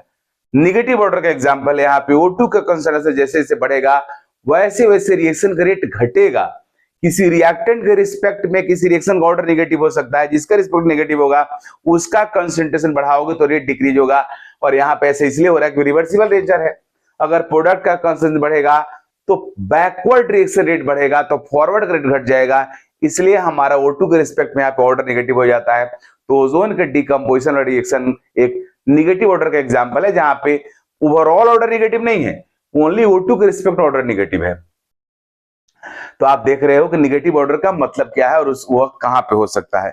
जब भी रिवर्सिबल रिएक्शन होता है तभी ऐसा होता है, अदरवाइज नहीं होता है। तो यह हमारा एक पॉपुलर एग्जांपल है नेगेटिव ऑर्डर रिएक्शन का। इस तरह क्वेश्चंस भी एग्जाम में आजकल रेगुलरली आ रहे हैं। अब यहाँ पे 3 रिएक्शन दिया हुआ है, A + B, rate constant K1 C से D फॉर्म कर रहा है, AC मिलकर के BD फॉर्म कर रहा है, BC मिलकर के AD फॉर्म कर रहा है। तीनों साइमल्टेनियसली रिएक्शन वेसल में हो रहा है। अब आपसे यहां से पूछता क्या है, rate of disappearance of A, rate of disappearance of B and rate of disappearance of C। बोलता है निकालो क्या होगा। तो देखो क्या है, सबसे पहले यहां देखेंगे कि हमारा A जो रिएक्टेंट है वो किस किस रिएक्शन से डिसेपियर हो रहा है। तो जहां जहां वो रिएक्टेंट होगा वहां डिसेपियर होगा, और जहां जहां वो प्रोडक्ट होगा वहां एपियर होगा। तो फर्स्ट और सेकंड में हमारा A रिएक्टेंट है तो वहां डिसेपियर हो रहा है। तो फर्स्ट रिएक्शन में डिसेपियर का रेट क्या है, तो K1 into concentration of A into concentration B। किसी रिएक्शन का जो रेट होता है वो किस पे डिपेंड करता है, रिएक्टेंट के कंसंट्रेशन पे, लॉ ऑफ मास एक्शन के अकॉर्डिंग। तो इस रिएक्शन से डिसेपियर हो रहा है, डिसेपियर का रेट क्या है, K1 into concentration of A into concentration of B। इस रिएक्शन का रेट जो होगा वो रिएक्टेंट के कंसंट्रेशन के टर्म्स में होता है, तो AB का इसका रिएक्टेंट है। अब सेकेंड रिएक्शन से डिसेपियर हो रहा है, तो इसका रेट क्या है डिसेपियर होने का, तो K2 into concentration of A into concentration of C। Third reaction से हमारा एपियर हो रहा है, तो उस रेट को माइनस कर देंगे। जैसे मान लो किसी केमिकल रिएक्शन में A 3 मोल पर सेकंड से डिसेपियर हो रहा है और 1 मोल पर सेकंड से अपीयर हो रहा है, मींस फॉर्म हो रहा है, तो नेट डिसेपियर होने का रेट क्या होगा, 3 - 1। तो उसी तरीका से अपीयर होने का जो रेट है उसको मैं माइनस कर दिया, तो क्या निकल गया, रेट ऑफ डिसेपियरेंस। दोनों को ऐड, डिसेपियर होने का रेट दोनों है, दोनों को ऐड कर दिया, इसको माइनस कर दिया। अब हमें रेट ऑफ डिसेपियरेंस ऑफ B निकालना है। फिर देखेंगे B कहां कहां से डिसेपियर हो रहा है, तो फर्स्ट रिएक्शन में हो रहा है और थर्ड में हो रहा है, क्योंकि वहां रिएक्टेंट है। तो नेट रेट ऑफ डिसेपियरेंस, तो दोनों का सम करेंगे, तो इसका पहला वाला है K1 concentration of A concentration B plus तीसरा रिएक्शन का concentration of B into concentration of C। यह हमारा डिसेपियर होने का रेट है। अब एपियर कहां पे B हो रहा है, तो एपियर हो रहा है सेकंड इक्वेशन में, तो एपियर का जो रेट है उसको माइनस कर देंगे, K2 into concentration of A into concentration of C। तो इस तरीका से B का मैं लिख दिया। अब C का आप खुद लिखो, वीडियो को पॉज कर खुद लिख लो, मैं फिर बता दे रहा हूं। देखो अब C कहां कहां है डिसेपियर हो रहा है, तो सेकेंड और थर्ड में, तो K2 into concentration of A into concentration of C plus K3 into concentration of B into concentration of C। और एपियर कहां पे हो रहा है जी हमारा, C एपियर हो रहा है इक्वेशन फर्स्ट में, तो उसको माइनस कर देंगे, minus K1 concentration of A into concentration of B। इस तरीका से आप इस तरह क्वेश्चन को आप कर सकते हो।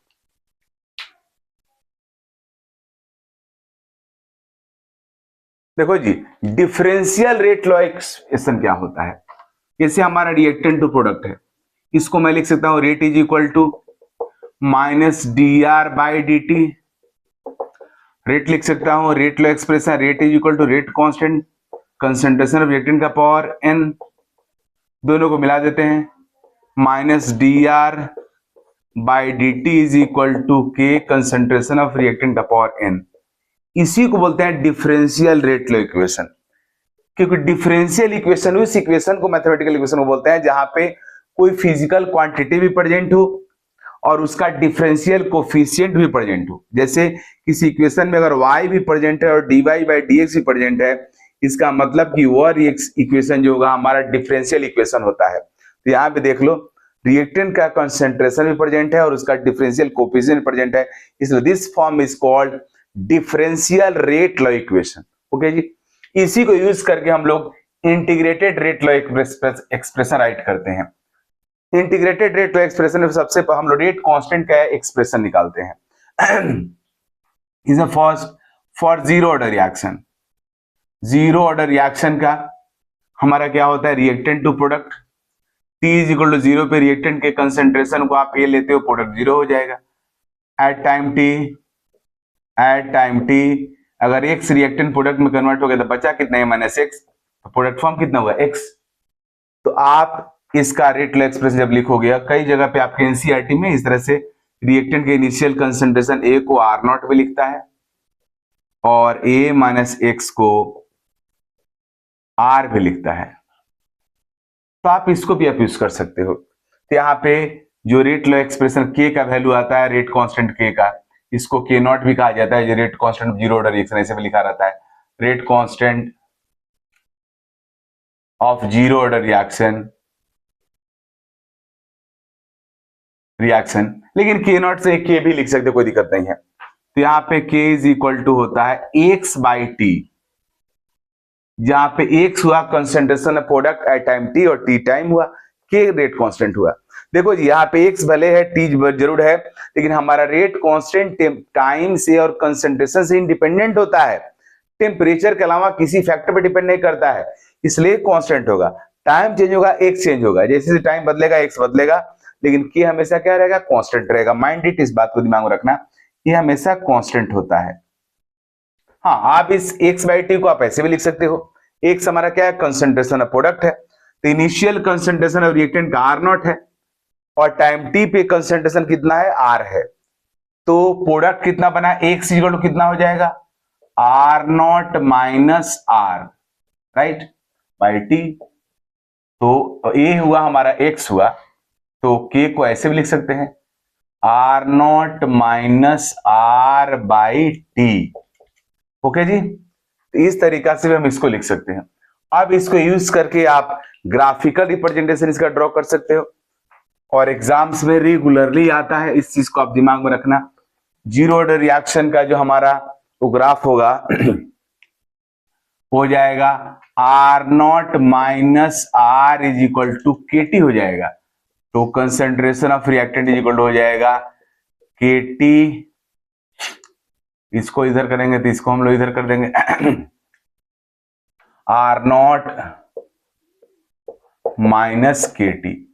अब इसका ग्राफ ड्रॉ कर सकते हैं, बड़ा पॉपुलर ग्राफ होता है जीरो ऑर्डर रिएक्शन का। इस एक्सिस पे कंसेंट्रेशन ऑफ रिएक्टेंट रखते हो, इस पे अगर टाइम रखते हो, तो ग्राफ होगा, स्ट्रेट लाइन होगा, इस तरीका का होगा। इसका जो स्लोप होता है, स्लोप वो माइनस के इक्वल होगा, क्योंकि कंपेयर कर दो y is equal to mx plus c से। y की जगह पे r है, x की जगह पे तुम्हारा टाइम है t है, और c की जगह पे r नॉट है, तो m की जगह पे क्या है, माइनस के है, इसलिए स्लोप क्या होता है, माइनस के हो जाता है, राइट। तो यह हमारा था जीरो ऑर्डर रिएक्शन का इंटीग्रेटेड रेट लॉ एक्सप्रेशन। इस तरीके से फर्स्ट ऑर्डर और सेकंड ऑर्डर का मैं बताऊं। Integrated form of first order reaction, K is equal to 1 by T ln A by A minus x। यहाँ पे A हुआ initial concentration of reactant, A minus x हुआ concentration of reactant at time t। आप ln को log में convert करोगे तो ये हो जाएगा। आप इसको इस तरह से KT इक्वल टू कर लिख सकते हो, ऐसे लिख सकते हो, और ln A minus x equal to minus ln A KT लिख सकते हो, ln A minus x equal to ln A minus KT इसको लिख सकते हो। इसी का हम लोग ग्राफिकल रिप्रेजेंटेशन करते हैं हमारा इस तरीका से, और ग्राफिकल रिप्रेजेंटेशन करके बच्चा कंफ्यूज भी रहता है। इस एक्सिस पर अगर आप रखते हो ln A minus x, ln A minus x मतलब ln A minus x क्या हुआ, कंसंट्रेशन ऑफ रिएक्टेंट हुआ, और इस एक्सिस पे अगर आप रखते हो टाइम को, तो इसका भी ग्राफ इस तरह से स्ट्रेट लाइन ही होगा, और इस ग्राफ का भी जो स्लोप होगा, स्लोप वो इक्वल होगा माइनस के इक्वल होगा। देख लो, इसको कंपेयर करो, y equal to mx plus c से कंपेयर करो, तो यहां भी y की जगह पे क्या है, ln A minus x means ln r है, इसको देखोगे तो वही हो जाएगा, ln r हो जाएगा। c की जगह पे कौन है, ln A है कांस्टेंट, t की जगह पे x की जगह पे कौन है, t है, तो m की जगह पे कौन है, माइनस के है, तो माइनस के हो गया स्लोप। अब बच्चा कई बार कंफ्यूज जाता है कि जीरो ऑर्डर जैसा लग रहा है, लेकिन नहीं, क्योंकि A minus x को आप यहाँ पे A minus की जगह पे कंसेंट्रेशन r भी लिख सकते हो, और यहाँ पे टाइम हो गया, तो जीरो ऑर्डर जैसा लग रहा है, लेकिन नहीं। जीरो ऑर्डर में यहाँ पे कंसंट्रेशन ऑफ रिएक्टेंट होता है, और यहाँ पे है ln concentration of reactant, this is the difference, right. अब ध्यान देना, कई बार एलेन की जगह पे लॉग लिख देता है, अगर लॉग लिख देगा तो यहाँ पे स्लोप के नहीं होगा, के बाई क्या हो जाएगा, माइनस के बाई 2.33 हो जाएगा। अगर यहाँ पे लॉग हो जाएगा, अगर ये लॉग हो जाएगा तो यह इस तरह स्लोप बदल, इस तरह चेंज हो जाएगा। फिर a minus x is equal to concentration of reactant at time t is equal to a into e to the power minus k t, यहीं से आया है। x is equal to x कैसे निकलेगा, किसी पर्टिकुलर टाइम t पे product कितना होगा, तो रिएक्टेंट के इनिशियल कंसंट्रेशन में से उस टाइम के रिएक्टेंट के कंसंट्रेशन को माइनस करो, a में से a माइनस एक्स माइनस करो तो x आ जाएगा, तो x इज इक्वल टू हो जाएगा a इंटू 1 माइनस ई के पावर माइनस के टी। तो इस तरीका से फर्स्ट ऑर्डर रिएक्शन का ये रेट लॉ एक्सप्रेशन हमारा हुआ। फर्स्ट ऑर्डर रिएक्शन में कभी कभी ऐसा भी रहता है कि दो टाइम पे हमें किसी रिएक्टेंट कंसंट्रेशन को दे देता है, जैसे T1 टाइम पे A1 कंसंट्रेशन है एंड T2 टाइम पे A2 कंसंट्रेशन है, बोलता है रेट कांस्टेंट निकालो, तो ये फॉर्मूला लगा देंगे हम लोग। किसी मींस T1 टाइम वाले को मान लेंगे इनिशियल और T2 टाइम वाले को मान लेंगे A माइनस एक्स, तो हो जाएगा हमारा टाइम इंटरवल, टाइम की जगह पे टाइम इंटरवल हो जाएगा T2 माइनस T1। अगर T1 को आप 0 मान लेते हो, T2 को T मान लोगे तो T हो जाएगा, ये तुम्हारा A हो जाएगा और A माइनस एक्स हो जाएगा। तो डायरेक्ट याद रखना, दो टाइम इंटरवल पे अगर दो टाइम पे दिया हुआ है कंसंट्रेशन, तो एक को A1 दूसरे को A2 मान लो, तो A1 बाई A2 इक्वल हो जाएगा K is equal to 2.33 by T2 minus T1।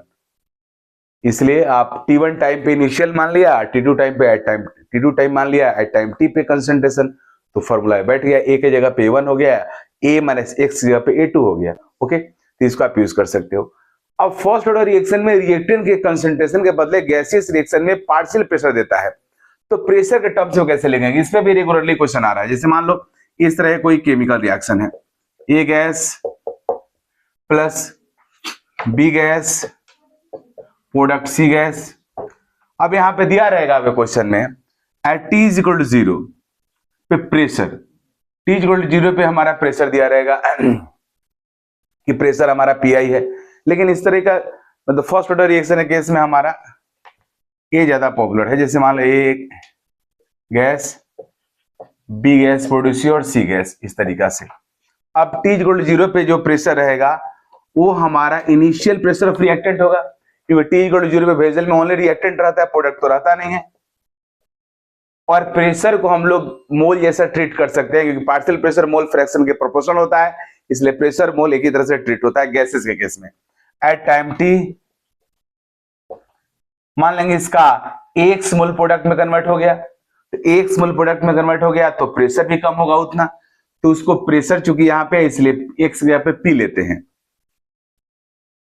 तो पी आई इनिशियल है, मान लो इसका एक्स प्रोडक्ट में कन्वर्ट हो गया, एक्स भी ले सकते हैं, एक्स कन्वर्ट हो गया, तो बैलेंस केमिकल रिएक्शन अकॉर्डिंग इसका अगर 1 मोल ब्रेक होगा तो इसका 1 प्रोड्यूस होगा, इसका एक्स ब्रेक हो रहा था, इसका भी एक्स और इसका एक्स प्रोड्यूस होगा, इसका एक्स प्रेशर प्रोड्यूस होगा और इसका भी एक्स प्रेशर हो गया। अब यह हुआ pressure at time T, means अब रहेगा क्या, क्वेश्चन में दिया रहेगा पीआई हुआ इनिशियल प्रेशर, तो ये हमारे रिएक्टेंट का इनिशियल प्रेशर हो गया, मींस इनिशियल कंसंट्रेशन जैसा ट्रीट होगा। अब दिया रहेगा PT total pressure at time t, total pressure of vessel at time t, तो पीटी क्या हो जाएगा, पीटी हमारा हो जाएगा PI minus x plus x plus x, x x एक कैंसिल हो गया, तो पीटी हमारा हो जाएगा PT is equal to PI plus x हो गया, तो एक्स निकाल लेंगे, एक्स इक्वल हो जाएगा PT minus pi, right.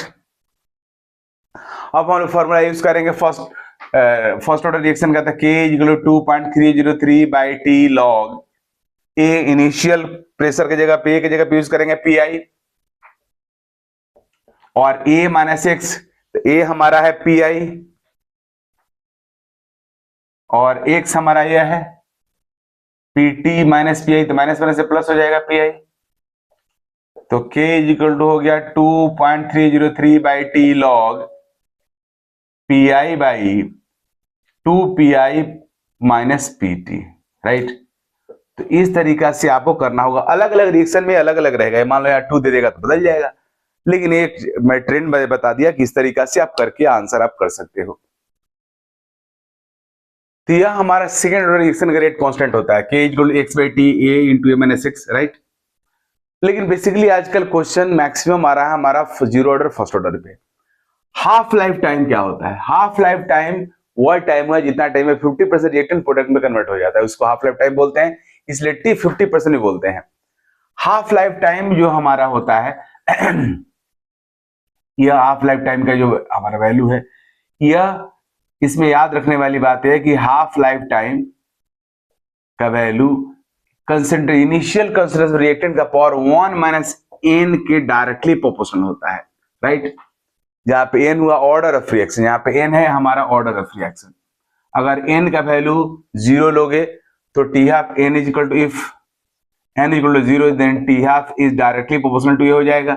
Means half means zero order reaction का जो हाफ लाइफ टाइम होता है वो हमारे रिएक्टेंट के कंसंट्रेशन के डायरेक्टली प्रोपोर्शनल होता है। इसको आप देख सकते हो कैसे, for zero order reaction x के इज इक्वल टू क्या होता है, एक्स बाई टी, जहां पे एक्स क्या है कंसंट्रेशन ऑफ प्रोडक्ट। जब t is equal to T half होगा, जब टी टी हाफ के इक्वल होगा तो 50% रिएक्टेंट प्रोडक्ट में कन्वर्ट हो जाएगा, तो एक्स का वैल्यू क्या हो जाएगा, a बाई टू हो जाएगा। तो k इज इक्वल टू हो जाएगा x की जगह पे a by two T half, तो T half is equal to क्या हो जाएगा, a बाई टू के। तो आप देख लो यहाँ पे हाफ लाइफ टाइम a के डायरेक्टली प्रोपोर्शनल हो गया। If n is equal to 1, n अगर 1 हो जाएगा तो 1 माइनस 1 0 हो गया, मीन्स टी हाफ हमारा जो होगा वो कांस्टेंट हो जाएगा, वो रिएक्टेंट के इनिशियल कंसंट्रेशन पर डिपेंड नहीं करेगा। लेकिन n का वैल्यू अगर 2 होगा, if n is equal to 2, n अगर 2 हो गया तो टी हाफ का जो वैल्यू होगा वो 1 बाई ए के डायरेक्टली प्रोपोर्शनल हो जाएगा। मींस केवल फर्स्ट ऑर्डर रिएक्शन एक ऐसा रिएक्शन है जिस रिएक्शन का हाफ लाइफ टाइम रिएक्टेंट के इनिशियल कंसंट्रेशन से इंडिपेंडेंट होता है, बाद बाकी सभी रिएक्शन का हाफ लाइफ टाइम रिएक्टेंट के इनिशियल कंसंट्रेशन पे डिपेंड करता है। ओके जी। और हाफ लाइफ टाइम वह टाइम होता है जितना टाइम में 50% हमारा रिएक्टेंट प्रोडक्ट में कन्वर्ट हो जाता है। यह हमारा हाफ लाइफ टाइम और percentage completion of first order reaction. First order reaction का टी हाफ है जो कांस्टेंट होता है। अब टी 50% का मीनिंग हुआ 50% रिएक्टेंट को कंप्लीट होने जो टाइम लगे, जिसको हम लोग टी 50/100 1 बाई टी हाफ लिखते हैं। अब टी 75, अगर आपसे बोला जाएगा 75% फर्स्ट ऑर्डर रिएक्शन के कंप्लीशन में कितना टाइम लगेगा, तो टी 75/100 तो क्या 3/4, टी 3/4 हो गया। टी 75% को टी 3/4 भी बोल सकते हो। टी 80% मींस 80% रिएक्शन को कंप्लीट होने में कितना टाइम लगेगा, तो टी 4/5 इसको लिख सकते हो। तो मैं जनरल फॉर्मूला यहां निकाल दिया हूं, T p% means p% first order reaction को कंप्लीट होने में जो टाइम लगता है उसको मैं टीपी से रिप्रेजेंट किया हूं। तो टीपी इक्वल हो जाएगा तुम्हारा 2.33/k, ए हो गया a माइनस एक्स की जगह पे a इंटू p/100, क्योंकि a p% कंप्लीशन का मतलब हुआ कि रिएक्टेंट के इनिशियल कंसंट्रेशन का p% कंप्लीट हो गया था, a इंटू p/100 हो जाएगा, x का वैल्यू रख दिया, a ऊपर नीचे कैंसिल हो गया, तो डायरेक्टली फॉर्मूला आ गया 1/1 माइनस p/100। तो डायरेक्ट आप निकाल सकते हो, जैसे t 75% निकालने के लिए कहा जा रहा है, तो 2.33/k log 1/1 माइनस 3/4, 75% की जगह 3/4 लिख दो, डायरेक्टली log 4 हो गया। मींस t 75% का वैल्यू कितना आया, 2 इंटू दिस, और ये होता है टी हाफ। तो t 75% हो गया 2 into T half, means 75% reaction को कंप्लीट होने जो टाइम लगेगा वो हाफ लाइफ टाइम का दुगना होगा। ऐसे भी सिंपल बात है, मींस फर्स्ट टी हाफ में 50% रिएक्टेंट प्रोडक्ट में कन्वर्ट हो जाएगा, और उसके बाद सेकेंड टी हाफ में 50% का 50%, तो 50% का 50% कितना होता है 25%, दोनों को मिला देने पे कितना हो जाएगा 75%। अब यहाँ पे टी 99.9% रिएक्शन को कंप्लीट होने में कितना टाइम लगेगा, तो टी 10 इंटू टी हाफ लगता है। अब जनरल एक फॉर्मूला, मींस एन से मैं रिप्रेजेंट कर रहा हूं concentration of reactant after n half life time, means एक हाफ लाइफ टाइम के बाद रिएक्टेंट क्या हो जाएगा, आधा हो जाएगा। फिर और दूसरा हाफ लाइफ टाइम क्या हो जाएगा, आधा का आधा हो जाएगा, मीन्स तीसरा कितना हो जाएगा, उसका फिर आधा। तो एक जनरल फॉर्मूला हो गया, एन हुआ concentration of reactant of first order reaction after n half life time. तो एन इज इक्वल टू होगा ए बाई टू का पावर एन, जहां पे एन है, एन हो जाएगा हमारा t by t half, right. जैसे मान लो हमारा एन का वैल्यू अगर 1 है तो ए बाई टू हो जाएगा, एन का वैल्यू अगर 2 है तो ए बाई टू का पावर 2 हो जाएगा, इस तरीका से। और एन निकाला हुआ कैसे, कितना हाफ लाइफ टाइम बाद होगा, तो T by t half use करके आप निकाल सकते हो। जैसे मिसाल के तौर पे अगर हमसे कोई क्वेश्चन कहा जा रहा है किसी रिएक्शन में, फर्स्ट ऑर्डर रिएक्शन में रिएक्टेंट का इनिशियल कंसंट्रेशन ए का जो वैल्यू है वो मान लो यह हमारा 64 है और इसका हाफ लाइफ टाइम है 2 सेकेंड। अब से कहा जा रहा है कि आप बताओ कि 3 मीन्स हमारा 3 सेकेंड मतलब 8 सेकेंड्स के बाद कितना बचेगा रिएक्टेंट। तो सबसे पहले हम लोग एन निकालेंगे, तो एन इक्वल टू क्या होगा, T by t half, means 8 second by 2 second means कितना हो गया 4, एन का वैल्यू 4 हो गया। अब हमारा एन जो होगा वो जो इनिशियल कंसंट्रेशन 64 है, तो 64 बाई 2 का पावर 4 जो आएगा हो जाएगा, 2 का पावर 4 कितना हो जाता है, 2 का पावर तुम्हारा 3 8 होता है, ये 16 हो जाएगा, तो 64 बाई 16 कट हो जाएगा, क्या आ जाएगा 4 आ जाएगा। तो इस तरीका से आप निकाल सकते हो। अब यहाँ एक और बात मैं बता दूं लगे, यहाँ बहुत इंटरेस्टिंग है, वो यह है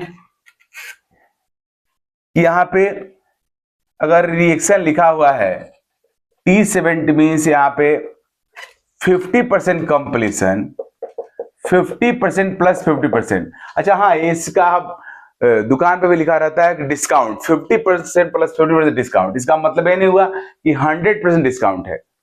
पहला 50% का मतलब हुआ आता है ओरिजिनल का 50, और उसके बाद प्लस 50 का मतलब हुआ जो 50 है वो 50 का 50, मीन्स 50 प्लस 50% मिलाकर तुम्हारा हो जाएगा 75%। यह हुआ 50 और इसका हो जाएगा 25, तब होता है 75%। अगर लिखा हुआ है कहीं पे मान लो डिस्काउंट 50% प्लस 50% प्लस 50%, इसका मतलब ये नहीं होगा 150% हो गया। इसका मतलब यह हुआ कि पहला का 50 मीन्स ओरिजिनल ये 50% है और ये हुआ 50 का 50 मीन्स ये हो जाएगा 25%, और ये 50 के 50 का 50 मीन्स 25 का हाफ तुम्हारा क्या हो जाएगा 12.5%, मीन्स तीनों को आप ऐड कर दो, यह हो जाएगा तुम्हारा 75%। 75 में अगर आप 10 ऐड करोगे 25 होगा, मीन्स ये हो जाएगा 87.5%, राइट। मीन्स आप कितना हो 50% कर दो, कभी भी 100% के इक्वल नहीं होगा, इसलिए कितना हो डिस्काउंट 50-50 लिखा रहे वो 100% डिस्काउंट कभी नहीं होगा, राइट। तो यहाँ आप समझ रहे हो 250 मीन्स 75% रिएक्शन को कंप्लीट होने का मतलब हुआ 2 हाफ लाइफ टाइम लगेगा, 87.5% रिएक्शन को कंप्लीट होने में 3 हाफ लाइफ टाइम लगेगा, मीन्स हाफ लाइफ टाइम के तीन गुना टाइम लगेगा। इस तरीका से आप मैथमेटिकली और ग्राफिकली भी डायरेक्ट बना सकते हो इस सब तरह के क्वेश्चंस को।